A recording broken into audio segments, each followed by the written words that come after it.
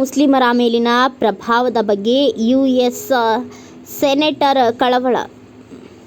ಭಾರತದಲ್ಲಿ ಸಿಎಎ ಕುರಿತು ಅಧಿಸೂಚನೆ ಹೊರಡಿಸಿರುವ ಬಗ್ಗೆ ಅಮೆರಿಕದ ಸೆನೆಟರ್ ಓವರ್ಸ್ ಆತಂಕ ವ್ಯಕ್ತಪಡಿಸಿದ್ದು, ಅಮೆರಿಕ ಮತ್ತು ಭಾರತದ ನಡುವಿನ ಸಂಬಂಧವು ಧರ್ಮವನ್ನ ಮೀರಿ ಮಾನವ ಹಕ್ಕುಗಳನ್ನು ಕಾಪಾಡುವ ಮೌಲ್ಯಗಳಲ್ಲಿ ಬೇರೂರಿರುವುದು ಅತ್ಯಗತ್ಯ ಎಂದು ಹೇಳಿದ್ದಾರೆ. ಭಾರತ ಸರ್ಕಾರದ ವಿವಾದಾತ್ಮಕ ಪೌರತ್ವ ತಿದ್ದುಪಡಿ ಕಾಯ್ದೆ ವಿಶೇಷವಾಗಿ ಭಾರತದ ಮುಸ್ಲಿಂ ಸಮುದಾಯದ ಮೇಲೆ ಕಾನೂನಿನ ಸಂಭಾವ್ಯ ಪರಿಣಾಮಗಳನ್ನು ಸೂಚಿಸುವ ಭಾರತ ಸರ್ಕಾರದ ಕಾಯ್ದೆ ಬಗ್ಗೆ ನಾನು ತೀವ್ರವಾಗಿ ಕಳವಳಗೊಂಡಿದ್ದೇನೆ. ಪವಿತ್ರವಾದ ರಂಜಾನ್ ತಿಂಗಳಲ್ಲಿ ಅದನ್ನು ಜಾರಿಗೆ ತರಲಾಗಿದೆ. ಇದು ಮತ್ತಷ್ಟು ಹದಗೆಡಿಸುವಂತೆ ಮಾಡಿದೆ ಎಂದು ಅಮೆರಿಕದ ಸೆನೆಟರ್ ವಿದೇಶಿ ಸಂಬಂಧಗಳ ಸಮಿತಿ ಅಧ್ಯಕ್ಷ ಕಾರ್ಡಿನ್ ಹೇಳಿದ್ದಾರೆ.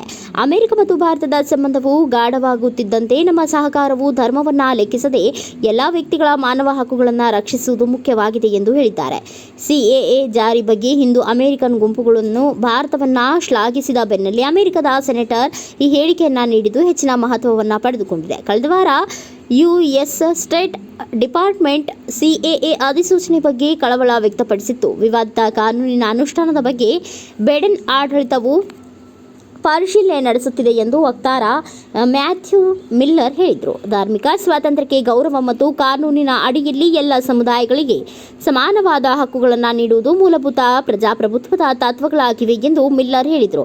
ಈ ಬಗ್ಗೆ ಪ್ರತಿಕ್ರಿಯಿಸಿದ ಭಾರತ, ಅಮೆರಿಕ ಸಿಎಎ ಬಗ್ಗೆ ತಪ್ಪು ಮಾಹಿತಿ ಹೊಂದಿದೆ ಮತ್ತು ಟೀಕೆ ಅನಗತ್ಯ ಎಂದು ಪ್ರತಿಕ್ರಿಯಿಸಿತು. ಪೌರತ್ವ ತಿದ್ದುಪಡಿಯ ಕಾಯ್ದೆ ಅಥವಾ ಸಿಎಎ ಕಾಯ್ದೆಯು ಡಿಸೆಂಬರ್ 31, 2014 ಒಳಗೆ ಭಾರತಕ್ಕೆ ಆಗಮಿಸಿದ ಬಾಂಗ್ಲಾದೇಶ, ಪಾಕಿಸ್ತಾನ, ಅಫ್ಘಾನಿಸ್ತಾನದ ಹಿಂದೂಗಳು, ಸಿಖ್ಖರು, ಜೈನರು, ಬೌದ್ಧರು, ಪಾರ್ಸಿಗಳು ಮತ್ತು ಕ್ರಿಶ್ಚಿಯನ್ನರನ್ನ ಸೇರಿದಂತೆ ಮುಸ್ಲಿಮೇತರ ವಲಸಿಗರಿಗೆ ಭಾರತೀಯ ಪೌರತ್ವವನ್ನು ನೀಡುತ್ತದೆ. ಸಿಎಎ ಡಿಸೆಂಬರ್ 2019ರಲ್ಲಿ ಸಂಸತ್ತಿನಲ್ಲಿ ಅಂಗೀಕರಿಸಲ್ಪಟ್ಟಿದ್ದು, ಆ ಬಳಿಕ ರಾಷ್ಟ್ರಪತಿಗಳ ಒಪ್ಪಿಗೆಯನ್ನು ಪಡೆದಿದೆ. ಇದಾದ 5 ವರ್ಷಗಳ ಬಳಿಕ ಕೇಂದ್ರವು ಕಳೆದ ವಾರ ದೇಶದಲ್ಲಿ ಸಿಎಎ ಜಾರಿಗೆ ತಂದಿದೆ.